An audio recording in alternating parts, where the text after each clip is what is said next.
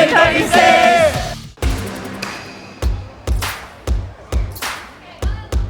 မင်္ဂလာပါရှင်ဒီနေ့ကတော့မြန်မာ Imperial College MIC ရဲ့၄ချိန်မြောက် MIC ဝင်တာကိန်းလေးကိုကျင်းပနေတာဖြစ်ပါတယ်ကျွန်တော်ကတော့ MIC ရဲ့ HND program မှာတက်ရောက်နေတဲ့မောင်အောင်တန်းဆောင်ပဲဖြစ်ပါတယ်မာလေးကတော့ MIC ရဲ့ Imperial International Foundation program မှာတက်ရောက်နေတဲ့ Susan ဖြစ်ပါတယ်ရှင်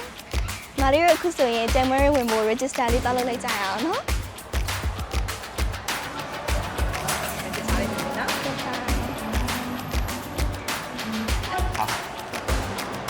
မာလေးရဲ့ MIC မှာဆိုရင်တော့နှစ်စဉ်တဲ့တိုင်း Winter Games နဲ့ Monsoon Games ဆိုတော့ CC ကကျင်းပနေကြတာအခု2026ခုနှစ်နဲ့ဆို၄ချိန်လောက်ရှိသွားပြီဒီလား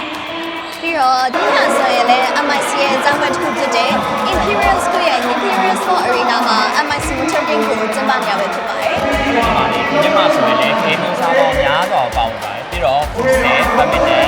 basketball ပြီး e-sport မှာဆိုရင်လည်း mobile legend အပြင် FIFA ရော e-football တွေပါတယ်ကျော်ပြီးတော့ကျောင်းကကျင်းပပေးနေတာဖြစ်ပါတယ်badminton မှာဆိုရင်လည်း single, double, mix ဆိုပြီးတော့၃မျိုးရောပါတယ်နောက်ထပ်ထုတ်စီထုံးနဲ့တခြား fan game ပေါင်းများစွာလည်းပါဝင်သေးရဲ့နော်အခုရောပါဝင်တိုင်တယ်လေဟိုက futsal ရော badminton ရော e-sport မှာရောပါဝင်ထားပါတယ်ညီမလေးကိုလည်း e-sport ရော badminton ရောပါဝင်ပြင်နေသေးရနော်ဟုတ်တယ်ကိုညီမလေးက e-sport နဲ့ badminton တစ်မျိုးလုံးမှာပါပြီးတော့တခြား fan game တွေလည်းဝင်ဆောင်ပါတကယ်ချင်းတွေဝင်လာပြီးဆိုရင်လည်းစိုးရလည်းရအောင်ပါဆိုတော့ပြောကြရရင်ပေါ့နော် Imperial Dance Club ရဲ့ cheerleader performance တွေကိုလည်းကြည့်လို့ရသေးတယ်နော်ဟုတ်တယ် Imperial Dance Club ကလည်းနှစ်တိုင်းလေအရန်ကိုထားတဲ့ performance တွေလုပ်နေကြမလို့ကြည့်ပြအောင်ကိုကြည့်ရမယ်ဟုတ်တယ်ညီမလေးဒီနေ့ကတော့ဒီဝင်တာကြီးကတော့ MIC ရဲ့နှစ်စဉ်နဲ့တိုင်းကျင်းပပေးနေတဲ့အစင်လာတစ်ခုဖြစ်ပြီးတော့ဒီ event မှာဆိုရင် IFD, HND, Bachelor နဲ့ MBA ကကျောင်းသားကျောင်းသူတွေအားလုံးပေါင်းဆင်နေတဲ့ school event တစ်ခုပဲဖြစ်ပါတယ်။မာလေးရဲ့ဒီ MIC ကျောင်းသားများဆိုရင် UK Quality Education ကိုနှစ်ပေါင်း20နှစ်ကြာအောင်ပေးအပ်နေတဲ့ကျောင်းသားတွေဖြစ်ပါတယ်ရှင်။ဒီကျောင်းမှာဆိုရင်တော့စောင့်တင်ရတာတွေအပြင် club day activity တွေအတင် events တွေအများကြီးရှိတဲ့အတွက်ကြောင့်ကျောင်းတက်ရတာအရန်ကိုပြောစရာကောင်းပါတယ်ရှင်။အပြောဆုံးကတော့ Winter Games ပေါ့နော်။မာလေးရဲ့မြန်မာ Imperial College MIC ကိုလည်းလာရောက်နေပန်းချဖို့ဖိတ်ခေါ်လိုက်ပါတယ်ရှင်။ခုဆိုရင်တော့ badminton match တွေလည်းစနေပြီဆိုတော့မာလေးတွေလည်းသွားလိုက်ပါအောင်ရှင်။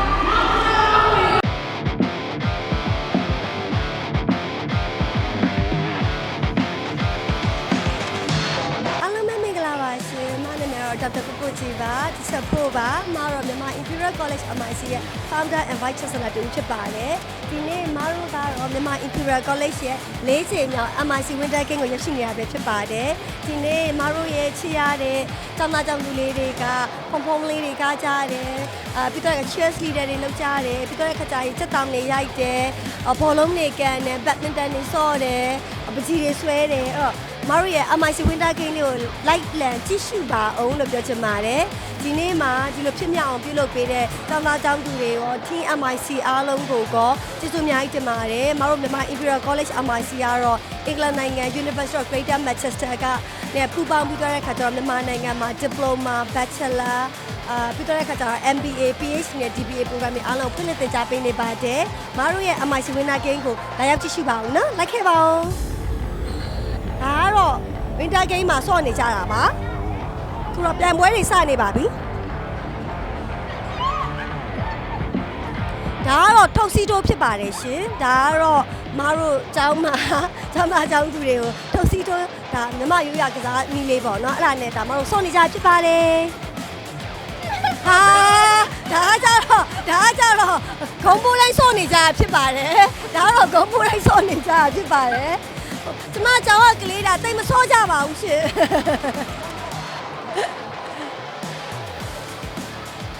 မဆနေပါပြီဒီဘက်မှာတော့မတို့စက်တောင်ရိုက်ပေါ့နော်စက်တောင်ရိုက်ဖို့အတွက်မတို့ပြင်ဆင်နေတာဖြစ်ပါတယ်ခုမတို့ရောက်ရှိနေတဲ့နေရာကတော့မြန်မာ Imperial College ရဲ့နောက်ကျောင်းခွဲဖြစ်တဲ့ Imperial School မှာပါမတို့ဒီမှာ Imperial Sport Arena ဆိုပြီးကျောင်းသားကျောင်းသူတွေအားလုံးအတွက်ဒီတကယ်ကိုအားကစားတွေကိုပြုလုပ်ပေးလို့ရအောင်ကိုပိုင်ဘောလုံးကွင်းလည်းထားရှိပေးထားပါတယ်ဒီ Imperial School မှာမတို့ Imperial School grade 9 10ပြီးသွားတဲ့ခါကျရင်ကျောင်းသားတွေစတက်လို့ရတာပေါ့နော် GC O level A level နဲ့ညီမျှပါတယ်သူကကိုနဲ့အောင်ပြီးွားရင်10တန်း17တန်း12တန်းပေါ့နော်အဲ့ဒီအတန်းတွေမတို့ဒီမှာတက်လို့ရတယ်ပြီးသွားတဲ့ခါကျရင်မတို့ art class တွေရှိတယ်ပြီးသွားရင်ဒီမှာ The Village ဆိုပြီး cafe and restaurant တွေရှိတယ်ဘောလုံးကွင်းရှိပါတယ်ရှင်အဲ့တော့ မနဲ့တူလိုက်ကြည့်ပေးလို့အားလုံးကျေးဇူးတင်ပါတယ်ချစ်ပေးတဲ့သူတွေအားလုံးလည်းကျေးဇူးတင်ပါတယ်မတို့မြန်မာ Imperial College MIC ကနေပြီးတော့အကောင်းဆုံးကျောင်းသားကျောင်းသူတွေအတွက်ပညာရေးဝင်မျှမှုတွေ scholarship တွေအားကစားတွေလူပညာတွေအားလုံးကိုပြုလုပ်ပေးသွားပါမယ်လို့ပြောချင်ပါတယ်ရှင်အားလုံးပဲမင်္ဂလာပါရှင်ညီမတို့အားလုံးကတော့ဒီနေ့မှာ cheer leader ဖြစ်နေပါဝင်ခဲ့ရပဲဖြစ်ပါတယ်ရှင်ဒီနေ့ကတော့ MIC ရဲ့ winter game လေးပဲဖြစ်ပါတယ်ဒီနေ့မှာဆိုရင်တော့အကတွေနဲ့ game မျိုးစုံပါတဲ့အတွက်အရင်ကပဲကောင်းပါရဲ့ရှင်ကျွန်တော်တို့ MIC Winter Game ကိုပြုလုပ်လာဆိုရင်၄နှစ်တိုင်တိုင်ရှိပါပြီခင်ဗျာညီမတို့လည်း cheer leader ဖြစ်ပါဝင်ထားပါတယ်ကျွန်တော်တို့ MIC ကိုလာရောက်ဖို့ဖိတ်ခေါ်ပါတယ်ခင်ဗျာ MIC Winter Game မင်္ဂလာ ပါဒီနေ့ကတော့ညီမတို့ရဲ့ MIC winter game လေးပေါ့နော်ခုနဆိုလို့ရှိရင်တကယ်ချင်းတွေနဲ့အကုန်လုံးတူတူ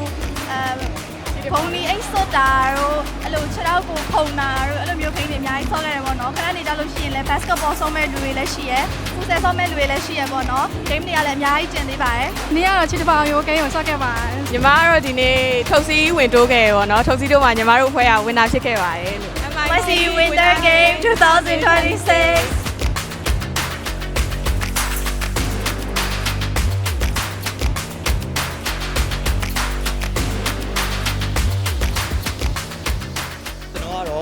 မှာ Higher National Diploma တန်းကိုတက်ရောက်နေတဲ့ကန်ဒေစာဖြစ်ပါတယ်ခင်ဗျဒီနေ့ကတော့ကျွန်တော်တို့ရဲ့ MIC ရဲ့ Winter Game လေးကိုရောက်ရှိနေတာဖြစ်ပါတယ်ဒီ Winter Game လေးမှာဆိုရင်ဒီဘက်မှာအခုပေါ့နော်ကျွန်တော်တို့ Fan Game လေးတွေစောင့်နေကြတယ်ဟိုဘက်မှာဆိုရင်ကျွန်တော်တို့ထုတ်စီးတိုးလေးကစားနေကြတယ်ပေါ့နော်ဒါလေးတွေဆိုရင်ကျွန်တော်တို့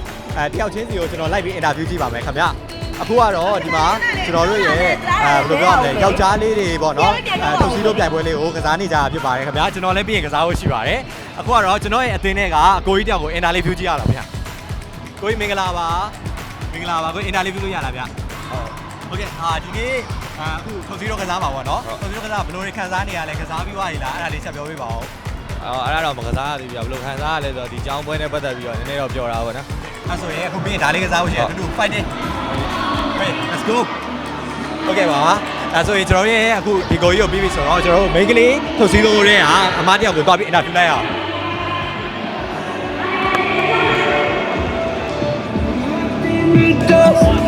အမမင်္ဂလာပါ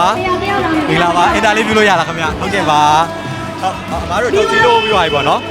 ဟုတ်အမတို့ထုတ်စီတော့မှနိုင်ခဲ့လားဘယ်လိုရှိလဲရှင်းခဲ့ပါညီမတို့ဝင်တာဖြစ်ခဲ့ပါတယ်ဟုတ်ကဲ့ဟာအဲ့ဆိုရင်ဘယ်လိုမျိုးတွေများကျွန်တော်စူးစမ်းခဲ့လဲဘယ်လိုမျိုးတိုင်ပေါက်တွေညီခဲ့လဲဆက်လေးပြောပေးပါလားညီမတို့ဒီ cheer leader dance group ကနေပြီးတော့เนาะတဖွဲလိုက်တာဆိုတော့အကောင်လုံးကတွေကအတိုင်ပေါက်လည်းညီကြတယ်လေပြီးတော့အကောင်လုံးကဒီညီမတွေပဲတငယ်ချင်းတွေပဲဆိုတော့အရင်စူးစမ်းဆရာမလိုပါဘူးเนาะဒါကတော့ကျွန်တော်တို့ main ကလေး winner တွေဖြစ်ပါတယ်ခင်ဗျာ congratulation ပါကျေးဇူးတင်ပါတယ်ကျေးဇူးတင်ပါတယ် cheer leader တွေလည်းအရင်လှပါတယ်ကကျေးဇူးများတင်ပါတယ်ကျေးဇူးတင်ပါတယ်ခင်ဗျာဟုတ်ကဲ့ပါအခုဆိုရင်ကျွန်တော်တို့ဒါကတော့ main ကလေးထုတ်စီတော့ပြီးသွားပြီဆိုတော့ကျွန်တော် fan game လေးကိုချက်သွားကြည့်လိုက်အောင်လားခင်ဗျာခု fan game လေးတွေကတော့ကျွန်တော်အရှိမ2မျိုး3မျိုးလောက်တော့ဆော့ပြီးသွားပြီပေါ့နော်အခုကျွန်တော်တို့နောက်ထပ်1မျိုးထပ်ဆော့နေတယ်ဒါလေးကိုကျွန်တော်တယောက်ကို interview ကြည့်မယ်ပေါ့နော်အမမင်္ဂလာပါ interview ပြုလို့ရလားဗျဟုတ်ကဲ့ဟုတ်ကဲ့အမ fan game လေးလည်းဆော့ပြီးသွားပြီပေါ့နော်ပြီးသွားပြီဆိုတော့အမဘယ်လိုမျိုးဟာလေးဆော့ခဲ့လဲအဲ့လေးချက်ပြောပေးပါဦးခဏမုံစာဆော့တယ်ပေါ့နော်ပြီးရင်စကောရက်တာဆော့ခဲ့တယ်စကောရက်တာမှာတော့မရဘူးဒီမုံစာမှာမုံလည်းစားရတယ်ပတ်ဆက်လည်းရသွားပါတယ်ဟိုစုချင်းခွေကြတော့ကျွန်တော်ဘယ်လောက်ရခဲ့လဲ9000ရခဲ့ပါတယ်ရှင်9000တော့ရခဲ့တာပေါ့ကျွန်တော်လည်းစောနာဆော့တာကျွန်တော်လည်း9000ရခဲ့ပါတယ်စကောရက်တဲ့ထဲမှာပေါ့နော်ဟုတ်ကဲ့အဲ့ဆိုရင်နောက်ထပ်ဘာတွေအမဆော့ဖို့ရှိသေးလဲအခုဒီ game ပေါ့နော်ဒါမျက်လုံးမိတ်ပြီးတော့အဲ့လိုမျိုးရေဘူးတွေထောင်ထားမှာအဲ့မှာလမ်းလျှောက်ရမှာပေါ့နော်ရေဘူးမထီအောင်အဲ့ဝင်ဆော့မယ်ရှိသမျှ fan game ကုန်ဝင်ဆော့မယ်ပြီးရင်ရသလောက်မဟုတ်ဘူးရှာပါမယ်ဟုတ်တယ်ဟိုတခြား game အကြီးတွေရောဘာတွေဆော့ဖို့ရှိလဲဟုတ် game အကြီးထဲမှာတော့ futsal ဝင်ကန်မှာပါ woman futsal ဟုတ်ကဲ့ futsal player ပေါ့နော်ဒါရှာပပဟုတ်ကဲ့ပါကျွန်တော်အားပေးနေပါမယ် congratulation ပါအမရေဟုတ်ကဲ့ပါ fighting ဟုတ်ကဲ့ပါဒီတစ်ခါအထဲမှာပေါ့နော်ကျွန်တော်တို့ e-sport player တွေကျွန်တော်တို့ final လေးကစားနေတယ် final competition လေးကိုကစားနေရဖြစ်တဲ့အတွက်ကျွန်တော်လည်းလိုက်ကြည့်လိုက်အောင်လားခင်ဗျာโอเคပါအခုဆိုရင်ကျွန်တော်တို့ပေါ့နော် Mobile Legends ဘန်ကိုကျွန်တော်တို့ final ကစားနေရဖြစ်ပါတယ်ခင်ဗျာအခု player တွေမှာဆိုလဲကျွန်တော်တကယ်ချင်းနေပါတယ်အားလုံးပဲ fighting ပါလို့ပြောချင်ပါတယ်ခင်ဗျာ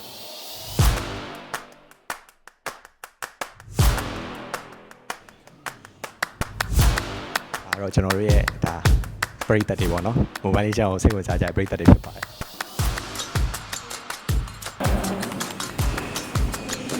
ကျွန်တော်တို့အခု MIC မှာဆိုရင် winter game အပြင်အခြားပေါ့နော် fan activities တွေအများကြီးရှိတာဖြစ်တဲ့အတွက်ကျွန်တော်တို့ကြောင်းတက်ရတာအရင်က fan ဖြစ်ပါတယ်ပြီးတော့ MIC မှာပေါ့နော်ကျွန်တော်တို့ higher quality education ကိုသင်ယူရတာဖြစ်တဲ့အတွက်လည်း exam တွေ presentation တွေလုပ်တဲ့အခါမှာကျွန်တော်အရင်ကအသက်ကုန်စူးစမ်းခဲ့ရတာဆိုပေမဲ့လည်းအခုလို fan game လေးတွေဆောရတဲ့အတွက်ကိုကျွန်တော်တို့ပေါ့နော်အရင် relax ဖြစ်တယ်ပြီးတော့ကျွန်တော်တို့ရဲ့ဘယ်လိုပြောမလဲစိတ်ထဲမှာပေါ့နော်မွန်းကျက်နေတာတွေအရင်စူးစမ်းခဲ့ရတာအပန်းပြေသွားသလိုခံစားရတယ်ပေါ့နော်ဟုတ်ကဲ့ပါဒါဆိုရင်ကျွန်တော်တို့ရဲ့ UK higher UK education ကိုကျွန်တော်တို့တက်ရောက်ချင်တယ်ပြီးတော့ international standard facility နဲ့တက်ရောက်ချင်တဲ့ကျောင်းသားတွေအားလုံးကို MIC ကနေနှွေးထွေးစွာကြိုဆိုပါရခင်ဗျ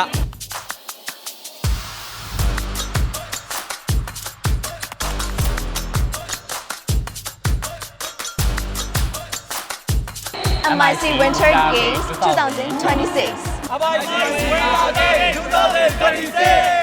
MIC Winter Game 2026